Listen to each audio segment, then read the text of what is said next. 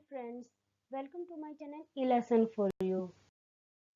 Friends, Hindi व्याकरण के video की श्रृंखला के आज पार्ट 2 में हम स्वरों के अर्थ और इसके भेदों के बारे में जानेंगे। सबसे पहले हम स्वर का अर्थ देख लेते हैं। स्वर उन ध्वनियों को कहते हैं जो बिना किसी अन्य वर्ण की सहायता के उच्चारित किए जाते हैं, अर्थात स्वतंत्र रूप से बोले जाने वाले वर्ण स्वर कहलाते हैं। हिंदी भाषा में मूल रूप से 11 स्वर होते हैं। 11 स्वर वर्ण हैं ये ए, आ, ई, उ, री, ए, ओ, औ। और इनके अलावा 2 अयोगवाह स्वर भी होते हैं, अंग और आहा। इस प्रकार कुल मिलाकर हिंदी वर्णमाला में 13 स्वर होते हैं।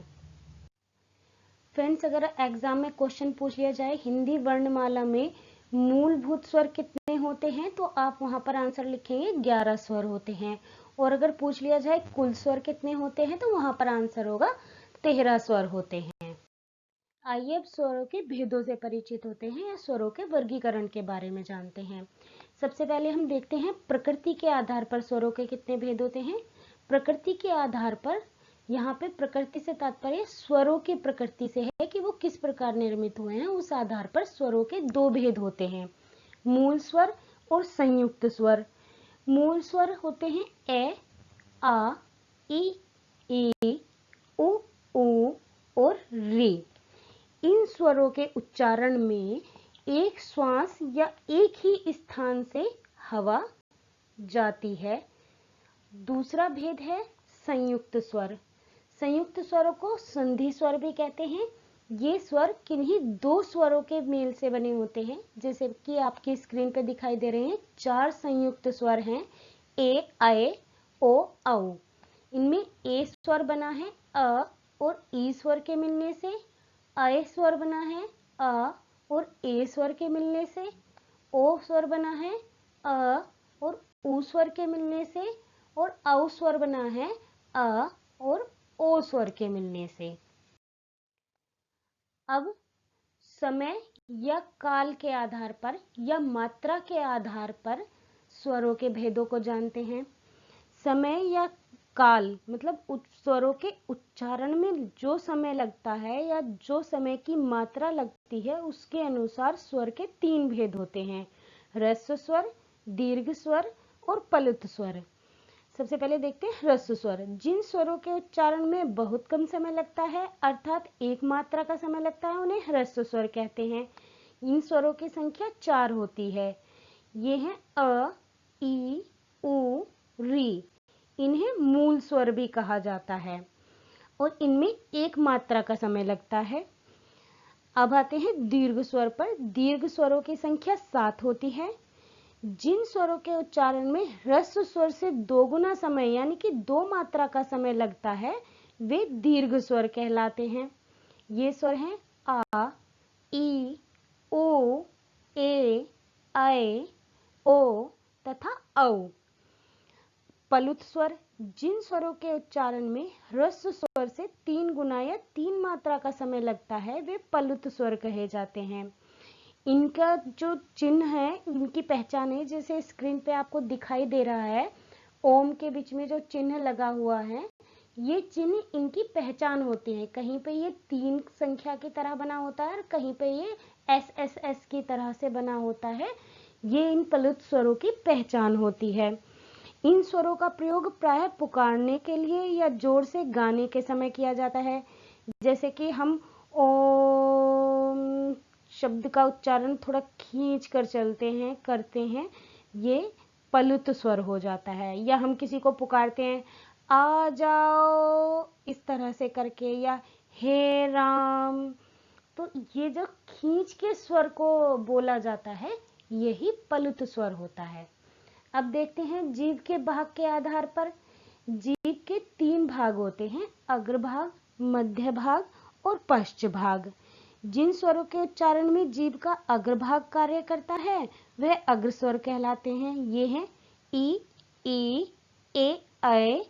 इसी प्रकार जिन स्वरों के उच्चारण में जीभ का मध्य भाग क्रियाशील रहता है, वे मध्य स्वर कहलाते हैं। मध्य स्वर है अ।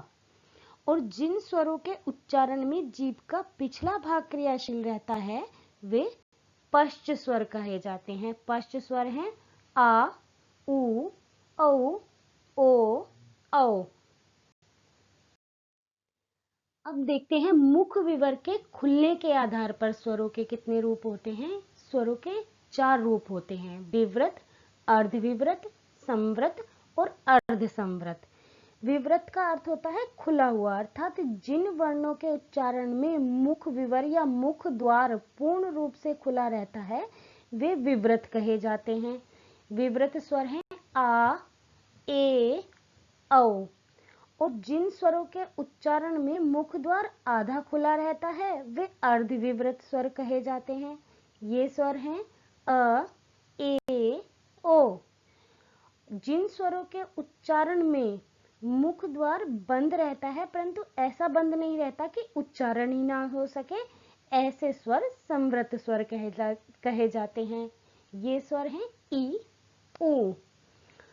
और जिन स्वरों के उच्चारण में मुख द्वार अर्ध सकरा हो जाता है वे अर्ध संवृत स्वर कहे जाते हैं। ये स्वर हैं ई, उ। अब देखते हैं होठों की स्थिति के आधार पर स्वरों के भेद। यहाँ पे 2 भेद होते हैं, व्रतमुखी और अव्रतमुखी। व्रत का अर्थ होता है गोलाकार, यानी कि जब स्वरों का उच्चारण करते समय हमारे होठों की स्थिति गोलाकार वृत्त की तरह हो जाती है तो वे व्रतमुखी स्वर कहे जाते हैं। व्रतमुखी स्वर हैं उ, औ, ओ, औ। और जब स्वरों का उच्चारण करते समय हमारे दोनों होठ दीर्घ वृत्ताकार होते हैं, मतलब पूरा वृत्त नहीं बना होता, दीर्घ वृत्ताकार की तरह होते हैं, तब वे अव्रतमुखी स्वर कहे जाते हैं। ये स्वर हैं ए, आ, ई, ए, ऐ। अब देखते हैं उच्चारण स्थान के आधार पर स्वरों के भेद। उच्चारण स्थान जो हमारे मुख के अंदर के स्थान हैं, जिन स्थानों से हवा टकराते हुए स्वरों का उच्चारण करती है या हमारी जिह्वा मुख के अंदर अलग अलग स्थानों को स्पर्श करती है, वही स्थान उच्चारण स्थान कहे जाते हैं। अब ये उच्चारण स्थान है, सबसे पहला है कंठ है। जो स्वर कंठ से उच्चारित होते हैं वे कंठ स्वर कहे जाते हैं। ये है अ, आ, अह। दूसरा है तालव्य। जिन स्वरों का उच्चारण करते समय हमारी जिह्वा तालु का स्पर्श करती है या मुख से निकलने वाली वायु, हमारे अंदर से आने वाली वायु तालु से स्पर्श करती है, वो तालव्य स्वर कहे जाते हैं। ये है ई, ऐ। और जिन स्वरों का उच्चारण मूर्धा से होता है वो मूर्धन्य स्वर कहे जाते हैं। ये है री। इसका उच्चारण करते समय प्राणवायु मूर्धा को स्पर्श करती हुई निकलती है। अगला भाग है ओष्ठ्य, यानी कि जिन स्वरों का उच्चारण करते समय होठों की स्थिति एक विशेष आकार ले लेती है या होठों का प्रयोग किया जाता है उनका उच्चारण करते समय, वे ओष्ठ्य स्वर कहे जाते हैं। ये है उ, औ। अगला भेद है कंठ तालव्य। कंठ तालव्य स्वर हैं ए, ऐ, यानी कि इन स्वरों का उच्चारण कंठ और तालु दोनों ही स्थानों से किया जाता है।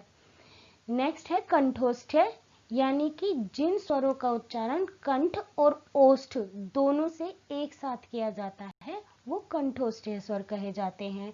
ये स्वर हैं ओ, औ। और अंतिम वर्ण है नासिक्य। ये है अंग, यानी कि इसका उच्चारण करते समय प्राणवायु नासिका से बाहर आती है। इन सभी वर्णों के अलावा एक ग्रहित स्वर ध्वनि और है, ये है अ। इस स्वर ध्वनि का प्रयोग केवल अंग्रेजी भाषा के शब्दों को हिंदी में लिखने के लिए किया जाता है। फ्रेंड्स, आपको हमारा ये वीडियो कैसा लगा कमेंट करके ज़रूर बताइएगा और साथ ही वीडियो को लाइक भी कीजिएगा। और अगर अभी तक आपने मेरे चैनल को सब्सक्राइब नहीं किया है तो सब्सक्राइब भी कीजिएगा। Thanks for watching.